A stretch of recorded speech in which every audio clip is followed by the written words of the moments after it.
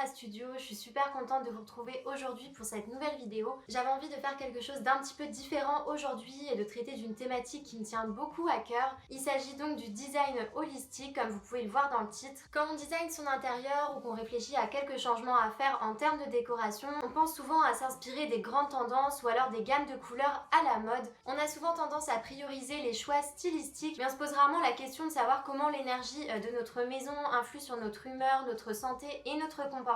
C'est dommage parce que votre intérieur, c'est un des rares atmosphères que vous pouvez contrôler entièrement. C'est chez vous, c'est pas chez votre voisin, donc normalement vous pouvez contrôler et optimiser ce que vous placez dans votre intérieur. Il faut savoir que l'énergie d'une maison peut vraiment altérer la santé de notre corps, notre âme et notre esprit, et c'est donc les principes du design holistique dont je vais vous parler aujourd'hui. Donc ce concept de décoration holistique, c'est quelque chose qui est très ancien, mais on n'en parle que depuis quelques temps. Bien sûr, la spiritualité et le bien-être, c'est quelque chose d'assez subjectif, qui est propre à chacun, et chacun est libre d'y croire ou non, d'avoir envie de faire des changements pour optimiser sa vie. C'est assez drôle parce que finalement, le monde est rempli de plein de choses ésotériques, comme la méditation, l'acupuncture, les huiles essentielles et tout ce qui touche à la santé de manière naturelle. C'est des choses qui étaient autrefois mal comprises, mais aujourd'hui on en comprend vraiment l'intérêt pour notre santé et c'est de plus en plus démocratisé. Dans cette vidéo, je vais donc vous donner 8 conseils pour pouvoir faire le lien entre ce côté spirituel et le design de votre intérieur. Donc le but, c'est de vous donner quelques petits tips pour optimiser votre intérieur en fonction des principes du design holistique.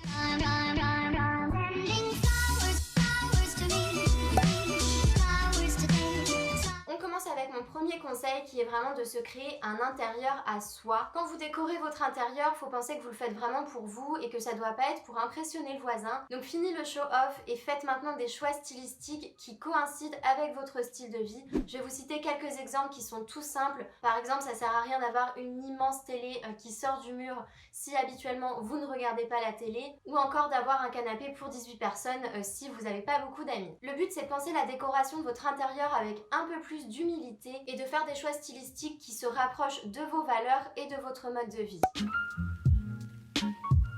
Mon deuxième conseil que je vous ai déjà donné dans plusieurs vidéos, c'est de réfléchir à la fonction et à l'usage d'une pièce avant même de commencer la décoration. C'est très important de se poser la question de comment cette pièce va être utilisée, par qui et pour faire quelles activités. Pour ma part, j'ai l'habitude de beaucoup travailler de mon salon, donc j'aime bien être confortablement assise dans mon canapé avec l'ordinateur sur la table. J'ai donc choisi une table de salon qui est suffisamment grande et haute pour que mon ordi soit à la bonne hauteur, et j'ai également placé une liseuse au-dessus de cette méridienne, comme ça je sais que je peux travailler tard le soir et que je ne serai pas dérangée. Sur notre terrasse, on avait largement la place de mettre une grande table pour manger à 6 ou 8 personnes, mais en analysant un peu notre mode de vie, notre façon de recevoir, on s'est rendu compte qu'on avait plus envie d'avoir des assises proches du sol. Quand vous réfléchissez à la fonction de votre intérieur, vous devez vraiment sortir des sentiers battus et ne pas forcément respecter les règles. Rappelez-vous que quand vous décorez votre intérieur, vous ne devez pas viser la perfection, mais bien des choix qui conviennent à votre lifestyle.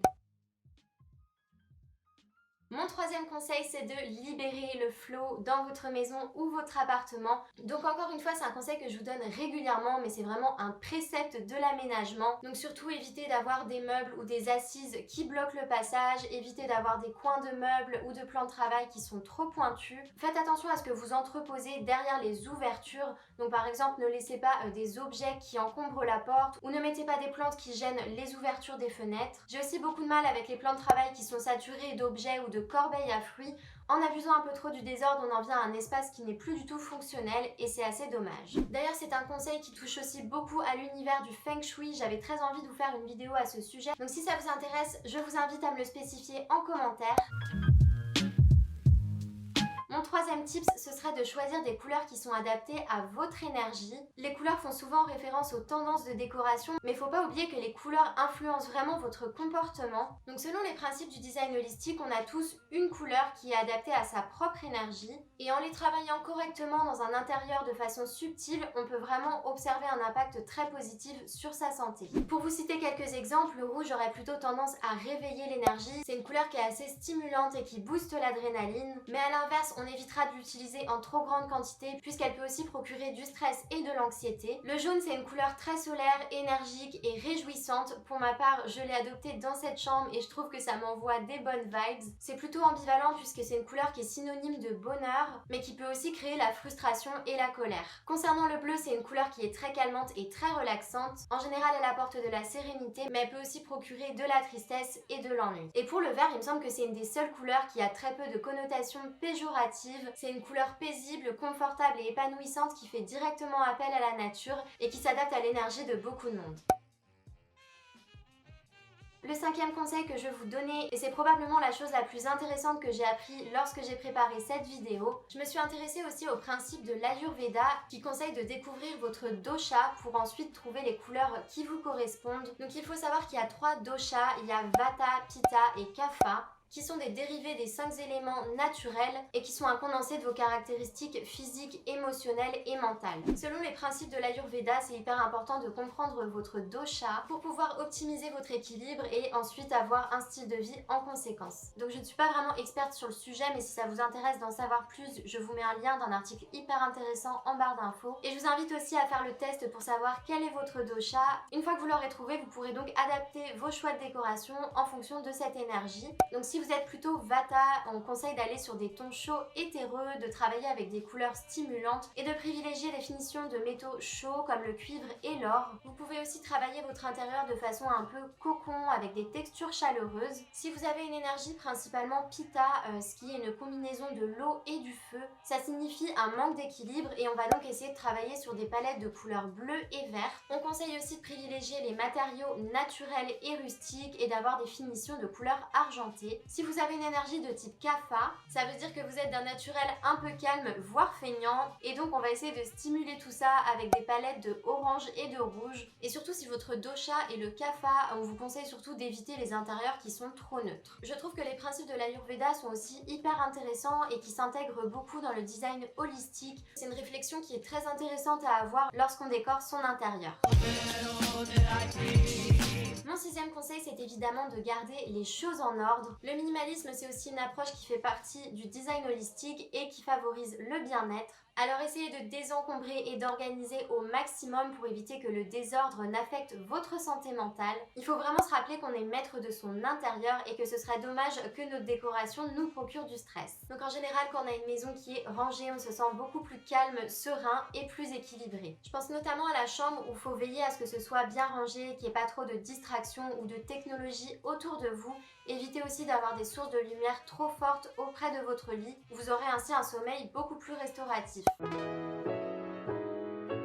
Mon septième conseil, c'est de purifier votre intérieur. Donc c'est un peu moins un conseil de décoration que de lifestyle. Mais pour avoir un intérieur sain, c'est très important d'aérer quotidiennement votre maison. Privilégiez la lumière naturelle et essayez de placer des plantes vertes et des fleurs qui sont visibles un petit peu de partout dans votre espace. Bien sûr, on ne peut pas parler de design holistique sans parler de cristaux. Donc ça dépend des croyances de chacun. Il y a des gens qui vont trouver ça complètement stupide et d'autres qui vont foncer tête baissée dans cette tendance. Mais sachez que dans le design holistique, c'est très important de purifier son intérieur avec des cristaux. Bien sûr, il va falloir les placer aux bons endroits, donc principalement dans votre chambre, dans votre bureau et dans votre salon.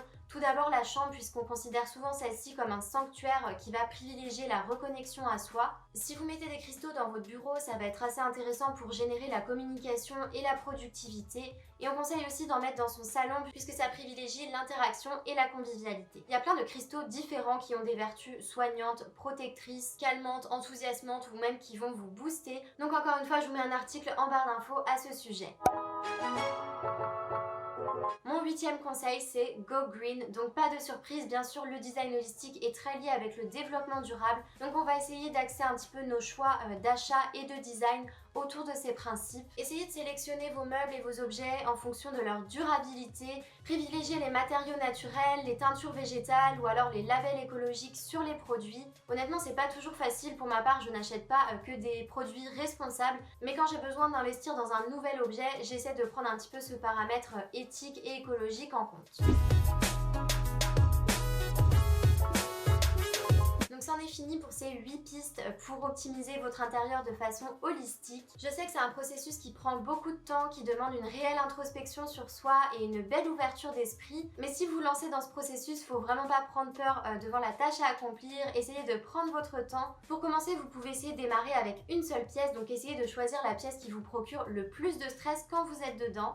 Mais surtout, n'oubliez pas que votre maison ou votre appartement est vraiment le reflet de votre personnalité et de vos valeurs. Donc les tendances, c'est bien sympa, mais parfois il faut aussi réussir à s'en détacher et faire des choix qui coïncident avec votre style de vie. N'oubliez pas que l'énergie de votre maison peut vraiment avoir un impact sur la santé de votre corps, de votre âme et de votre esprit, donc ce serait dommage de minimiser tout ça. Je trouve que c'est un sujet passionnant que j'ai très envie d'approfondir à travers mes lectures et pourquoi pas d'appliquer certains de ces préceptes chez moi, même si en y réfléchissant, il y en a déjà pas mal que j'ai appliqué. J'aimerais beaucoup savoir quel type de dosha vous êtes, donc dites-moi ça en barre d'infos. Dans une prochaine vidéo, je pensais à traiter donc le sujet du Feng Shui et aussi peut-être une vidéo sur l'utilisation des couleurs. Donc si ça vous intéresse, dites-le moi en barre d'infos. Si vous n'êtes pas encore abonné à cette chaîne, je vous invite à le faire tout de suite. Sachez que tous vos abonnements, tous vos likes et vos commentaires, ça me soutient vraiment dans la création de ce contenu. Je vous remets également le lien de mon Pinterest et de mon Insta en barre d'infos. Et on se retrouve donc la semaine prochaine pour une nouvelle vidéo. À bientôt!